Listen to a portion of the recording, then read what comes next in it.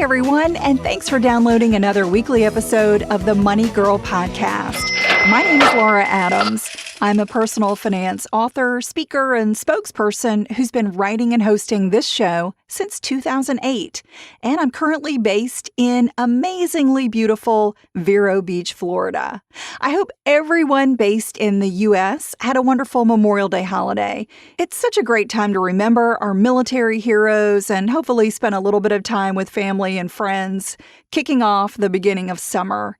I know many of you are graduating from high school and college about now, or maybe you've got young people in your family who are starting a new chapter of their lives. So today's show may help you or your loved ones deal with student loans. You probably heard about the lucky Morehouse College students who received a massive graduation gift from their commencement speaker, Robert F. Smith. The billionaire casually mentioned that he's picking up the tab for the entire 2019 graduating class's student loan debt. What an amazing gift. That's the largest individual donation ever made to a historically Black college. Smith made it possible for more than 400 students to begin exciting new chapters in their lives without being weighed down with the burden of education debt. So if you were not as fortunate as the Morehouse grads and you still have student loans, I think it's really important to understand how you can pay them off as quickly as possible and for the least amount possible. Hands down, one of the best ways to say goodbye to student loans is having them forgiven. And I'm going to play a recent voicemail question that came in about this very topic. Hey, Laura. Compared to other podcasts, you don't make me feel like a complete idiot for my poorly informed past financial decisions. Girl, you approach each issue in a way us simpletons can understand. Needless to say, I love your show and I value your advice, which is why I'm calling. Talk to me about the Public Service Loan Forgiveness Program. I've qualified and they say it's forgiven in 5 years. But I feel like there's something fishy about that. So far, I'm on their recommended income-based repayment plan, and I make the lowest qualifying payment. But my interest is skyrocketing, and it's freaking me out. So, Miss Money Girl, what aren't they telling me? Will it be fully forgiven? Should I also apply for teacher loan forgiveness? And what else is hiding in that fine print for student loan forgiveness payment plans? I can't wait to hear what knowledge you're about to drop. So, yay! Help me out. Later. Thank you so much for your question, Tamara. In this podcast, I'll give you an answer and review 7 facts you should know about student loan forgiveness. You'll learn the types of loans, borrowers, debt amounts, and payments required to qualify for forgiveness. Plus, we're going to cover key considerations for anyone who would like to have his or her education debt wiped out by a forgiveness program. This is episode number 593, called 7 Facts You Should Know About Student Loan Forgiveness Programs. All right, let's dig into important facts that student loan borrowers need to know and also address Tamara's very specific question. Fact number 1. Private student loans don't qualify for forgiveness. Unfortunately, unless you have a very rich uncle or generous friends, there are not any forgiveness programs for private student loans. Private lenders, as you can imagine, are in the business to make a profit, and so they're going to expect you to repay every penny that you borrowed. But don't make the assumption that every type of federal student loan, so those are all the loans that come from the government, don't make the mistake of thinking that all of those are eligible for forgiveness. Keep listening to learn who and what types of loans are going to qualify. And if you're having trouble paying your private student loans, there may be options to make your payments more affordable. For instance, you may qualify to refinance a loan at a lower interest rate, which could reduce your monthly payment. Some private lenders may also offer deferment or forbearance, which temporarily reduce or halt your payments if you're dealing with a financial hardship that you can demonstrate. There are even some lenders who offer unemployment protection that will suspend your monthly payments for up to a year if you lose your job and your loan is in good standing. And in the notes for this show, I'll put a link to a lender that does that. You always want to contact your lender if you've got difficulty making loan payments. They can help you understand what your options are and help you avoid becoming delinquent, which of course would hurt your credit. You want to avoid that at all costs. Fact number 2. There are different types of student loan forgiveness programs, and a lot of people don't realize this. There are multiple forgiveness and cancellation programs that apply to borrowers who work in different locations and occupations. It is easy to confuse the eligibility requirements and rules of loan forgiveness, but I'm going to clarify everything you need to know in this episode, so stick with me. Here are some of the most well-known programs. The first is called the Public Service Loan Forgiveness Program. This one is available if you work for the government or a nonprofit, no matter what your job is. And as we get into the show, I'm going to talk a lot more about how this program works. But the second most common and most well-known program is called the Stafford Loan Forgiveness Program for Teachers. This one is for professional teachers who work either at a nonprofit or at a public school. And lastly, the Perkins Loan Cancellation Program is for certain public servants, such as teachers, law officers, military, medical providers, and firefighters. You must service low-income families, special needs students, or teach a subject with a shortage of qualified teachers. So as I refer to these programs in the show, we're going to talk about either the public service, the teacher, or the Perkins Loan Cancellation Program. So those are the three types that I'm going to refer to throughout this show. So if you're a teacher at a nonprofit or a public school, you may qualify for more than one of these programs. Also, remember there are some state-sponsored student loan forgiveness programs, especially if you teach in a high-need area. And if you want to learn more about these programs, check out the American Federation of Teachers website. They have a loan forgiveness and funding opportunities database that will help you see what's available where you live.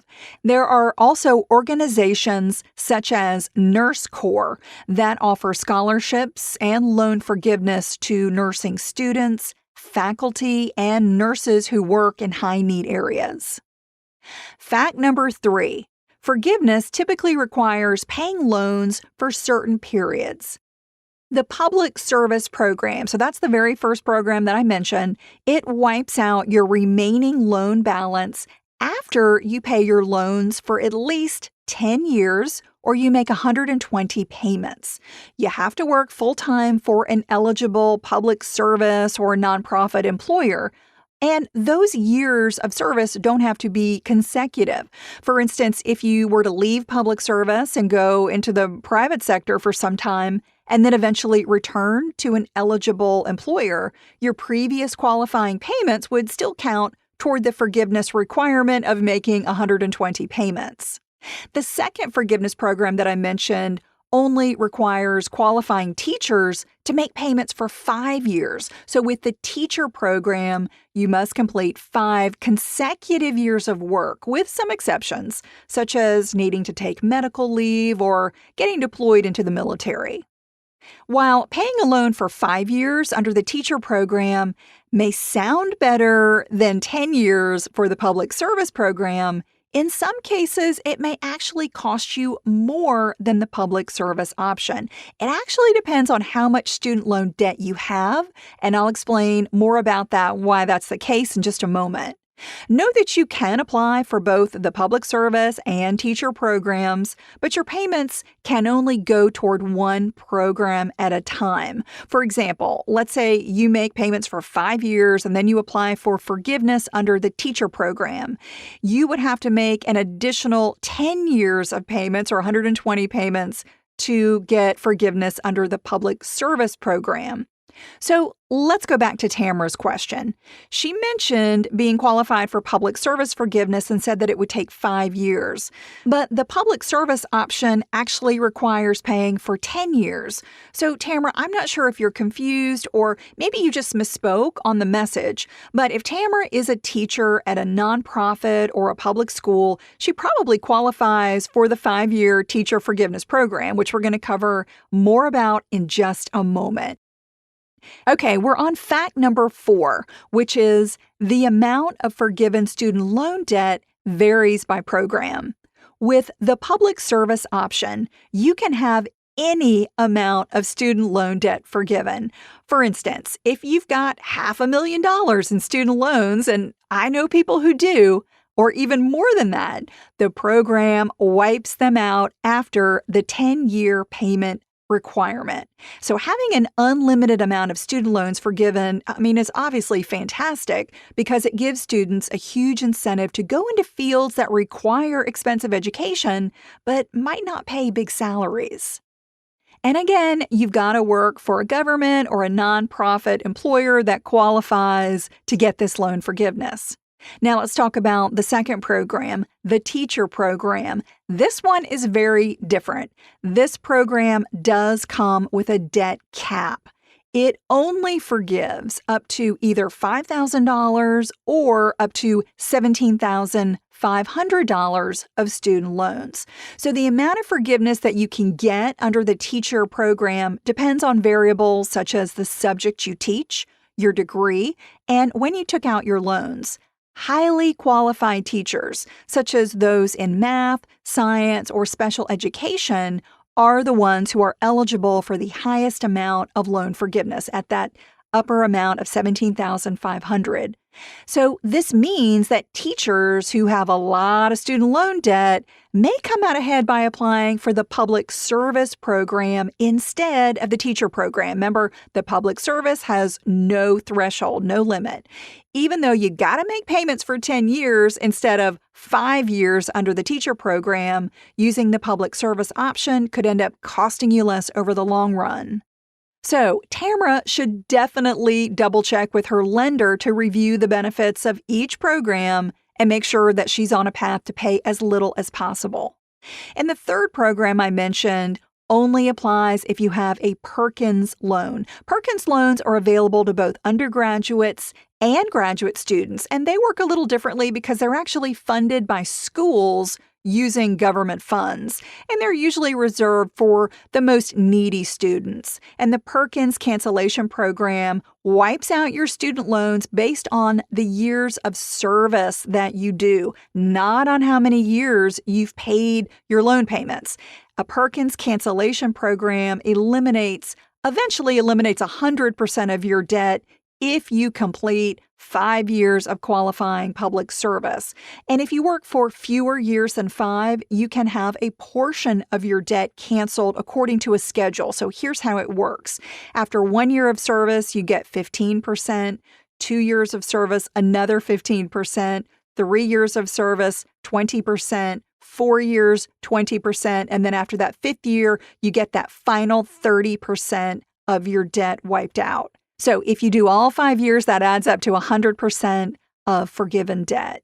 In addition, AmeriCorps and Peace Corps volunteers qualify to have a maximum of 70% of their Perkins loans canceled after completing 4 years of service. Fact number 5, student loan repayment options affect forgiveness programs.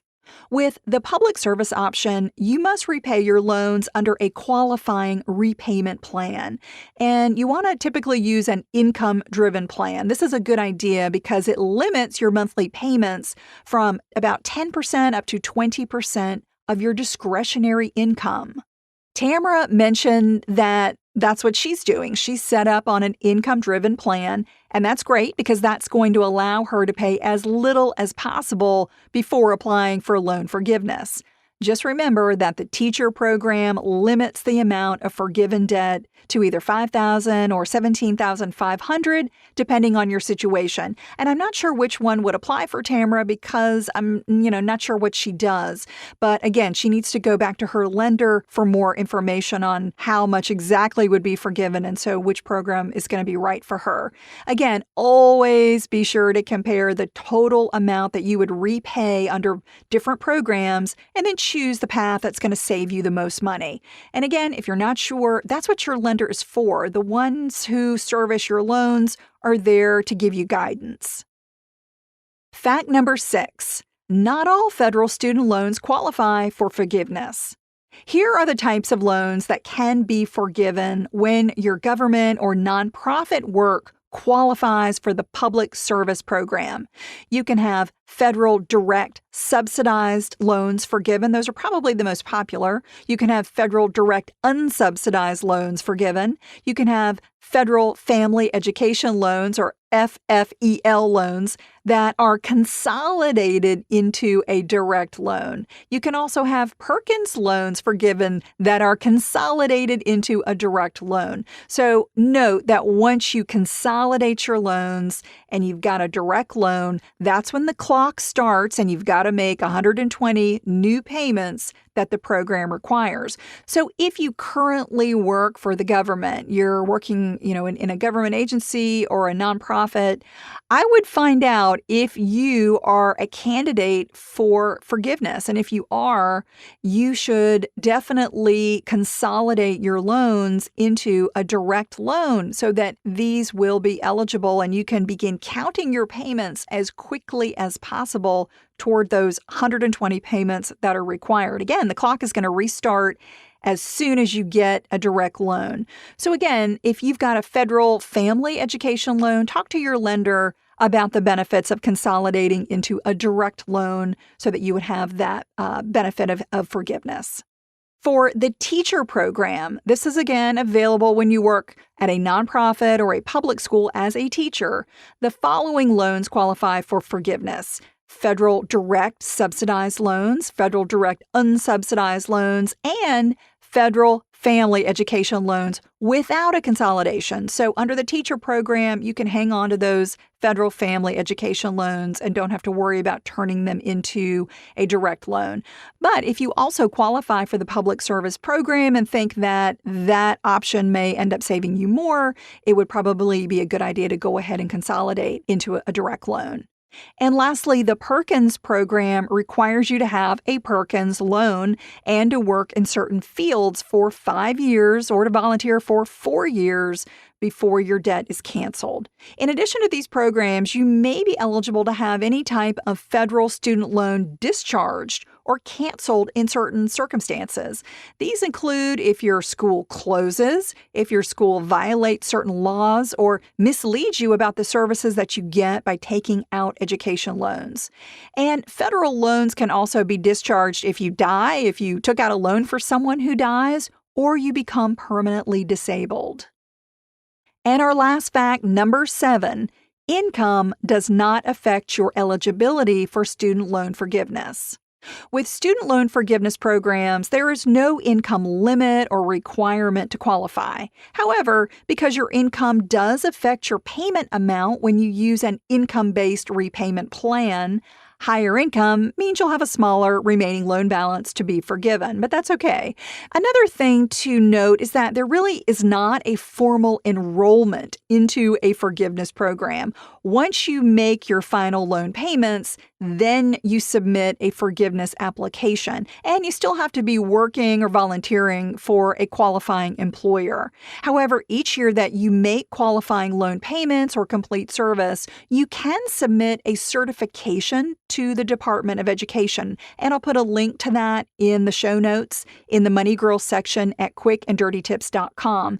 It is a good way to stay on top of your progress toward qualifying for forgiveness, especially when you change jobs. And when you finally get to celebrate making your final student loan payment after 5 or 10 years, another reason to raise a glass to Uncle Sam is that you will not have to pay income tax on those forgiven amounts. Note that that is not a benefit for most other types of forgiven debt. So don't miss the opportunity to get your debt forgiven if you are a potential candidate. And Tamara, thank you so much for your message. If you have a money question or comment about the show, just call 302-364-0308 to leave your message. And let's talk about getting out of debt in general. Maybe you set a resolution to do that this year, which is amazing. But have you realized that we are almost halfway through the year? How is your goal going so far? If you're not on the path that you'd like to be, or you want a little motivation to get there, this is the time to do it. You want to make sure that the summertime, the halfway point, that you can make some real progress. So I'm offering a huge summer special discount of 85% off for podcast listeners who enroll in my online class called Get Out of Debt Fast, a proven plan to stay debt-free forever, if you do so before June 21st, which is the first day of summer. So again, this discount is only offered until June 21st. So don't wait. And the course covers how to manage every type of debt, including your student loans that may not be eligible for forgiveness. To get this special discount code, you can just text the phrase Summer Money with no space to the number 33444. Or you can use my contact page at lauradadams.com to email me. I hope you'll join hundreds of folks who have taken the class and are now getting out of debt, and they're on the road to living a richer life. Money Girl is produced by the audio wizard Steve Rickyberg with editorial support from Karen Hertzberg. If you've been enjoying the podcast, please do me a really quick favor and rate and review it on Apple Podcasts. It's an easy way to give back to the show, and it also helps new listeners find us. You might also like the backlist episodes and show notes available at quickanddirtytips.com. That's all for now. I'll talk to you next week. Until then, here's to living a richer life.